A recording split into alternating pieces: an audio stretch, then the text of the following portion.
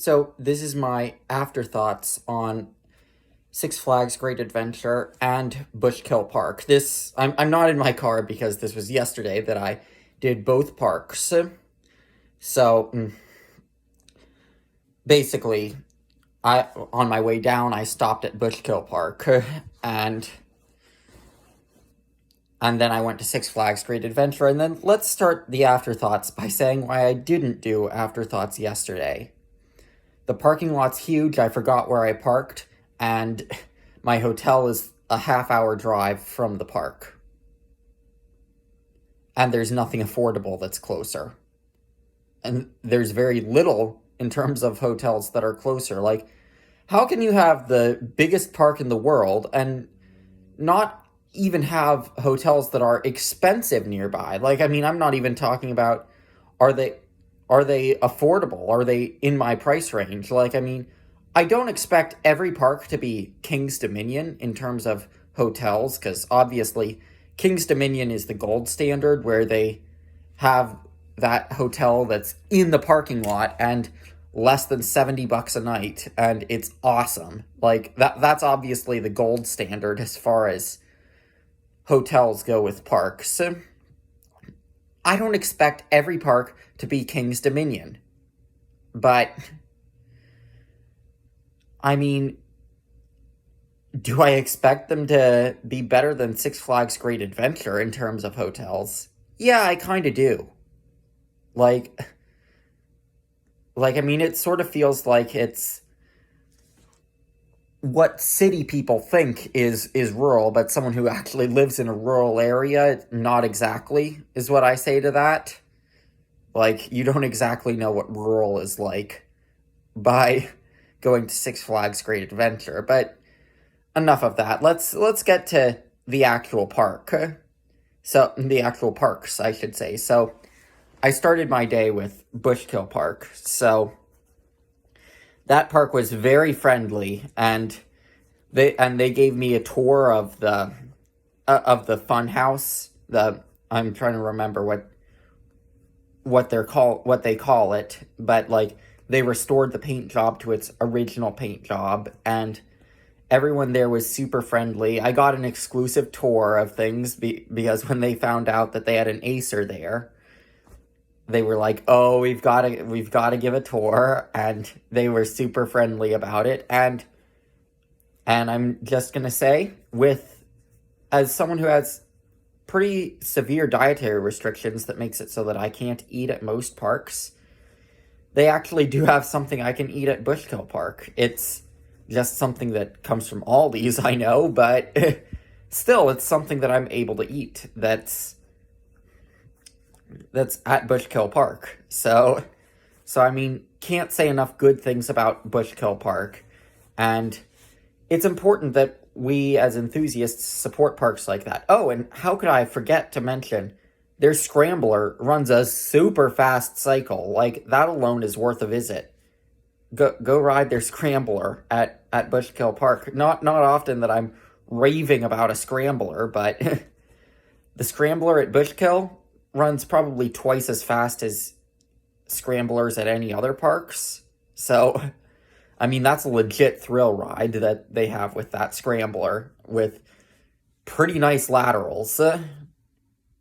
So, we've basically done our afterthoughts on Bushkill Park. Now, let's talk about Six Flags Great Adventure. So, it's very much a mixed bag with extremely high highs and extremely low lows. So, let's start with the extremely low low that a lot of enthusiasts love to talk about. The locker policy. And I'm just going to comment.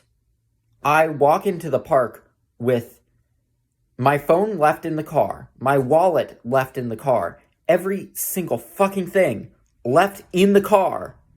But there's one thing that you cannot walk into the park without, and that's your car key.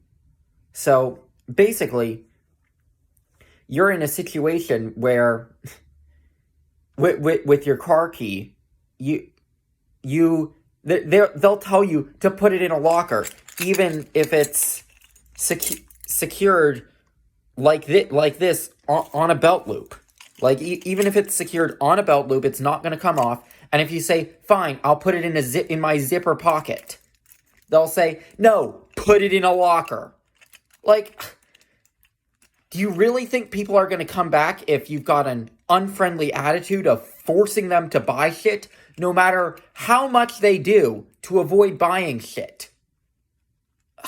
I mean, like seriously, if it's things like this that makes Six Flags get a bad rep in the coaster community. It's because they go out of their way to such an extreme extent to make you buy shit. Like, I mean, I got news for you, Six Flags.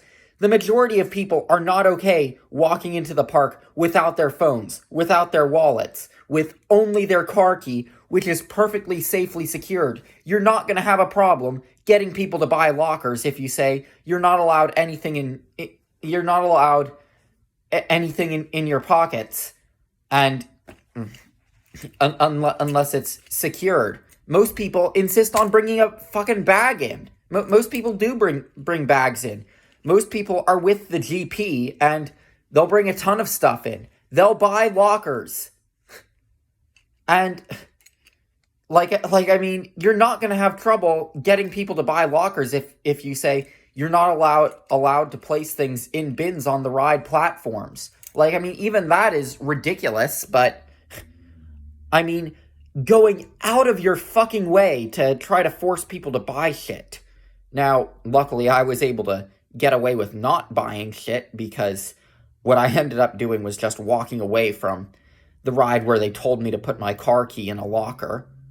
And what I did was I put it underneath my mask that was in my pocket that I keep in my pocket for indoor attractions. So when they would say, pat down your pockets and they'd see something soft was in there, they'd be like, okay, you're good. So, like, that's my advice to you if you want to get around the stupid locker policy, but it's just atrocious, and it really makes me feel not welcome to have such a policy in place. And I just want to say, Six Flags, you know, as far as getting people to revisit, your revisit numbers, if you have that kind of unfriendly attitude, people will put stuff in lockers if you don't have the unfriendly attitude. Let people have stuff in zipper pockets that are perfectly secure. Like, people won't see it as super unfriendly and give you negative reviews online for your ridiculous policy regarding the locker policy. So I'm just saying on that front. So that's my little rant about the locker policy. Now let's talk about the good with Six Flags Great Adventure. And oh, the good is so good. Jersey Devil is now my personal favorite coaster. And I want to explain what that means. That does not mean it's the best coaster in the world. And I was hoping that the single rail coaster would be a lot more aggressive than it ended up being. And I'm saying that it's not super aggressive as someone who hasn't ridden the others that people are saying are super aggressive. I may be getting on Railblazer in December, but as of now, I have not ridden the other RMC single rail coasters. I'd say Jersey Devil basically feels like your standard hybrid. So basically, what you'd imagine a hybrid coaster with those elements doing. Except for that first dive loop. That first dive loop, I mean, it's a strange feeling because it goes up sort of like an airtime hill. Like it's debatable whether that dive loop counts as an inversion. But basically how it gives you that sensation of just tossing you out of your seat super aggressively. Like, that's not what you'd expect a hybrid coaster to do. Like, say the dive loop on Goliath, for example, for something similar at Six Flags Great America. That's more drawn out, but like the dive loop on Jersey Devil, you get yoinked out of your seat and it's awesome. And so I mean, there's that. And also, the reason I say it's my personal favorite coaster, it was my 250th credit, and it was at night and in the rain. So, like, people talk about night rides and rain rides being special. Well, I mean, I got both, and it was special credit number 2, and my first RMC single rail. So a lot of special things about Jersey Devil when I rode it. So I mean, it's probably my personal number 1 because of that. So I mean, I guess I should say my overall thoughts on what I did yesterday and the parks I visited. Parks like Bushkill, they need our support. So, and the owners are super nice. Go support them. Like, just go. If you're in the area, they need your support, and they're super nice. And as for Six Flags Great Adventure, I mean, basically it's that awkward relative that you eventually learn to love, because because things like Jersey Devil make me love it, but things like the locker policy are just so fucking stupid. Like, I mean, another thing, speaking of that locker policy, that I had an issue with, when I complained of, like, I did complain about when they told me to put the key in the locker at first. I eventually, like, I mean, I did end up walking away and putting it in my pocket and doing that strategy, just calming down. But the security guard at the entrance to the Joker, that's the ride that it was, he was like, "You good? Like, there are kids here. You shouldn't be cursing." Like, he treated me as if I was the problem for being pissed off that he was telling me to put a car key in my locker, the one thing I can't walk into the park without. So basically, you're saying, and by the way, they didn't have people like that standing by the Flash Pass entrance. So like, you're telling me I either need to buy a Flash Pass, so that's buying more shit. I need to buy a ticket for someone else to enter in addition to my admission, and they have to be not riding things. So that's also additional shit that you want me to buy in addition to admission. Like, making it so impossible for even the most resourceful person to enjoy the park without having to buy additional shit.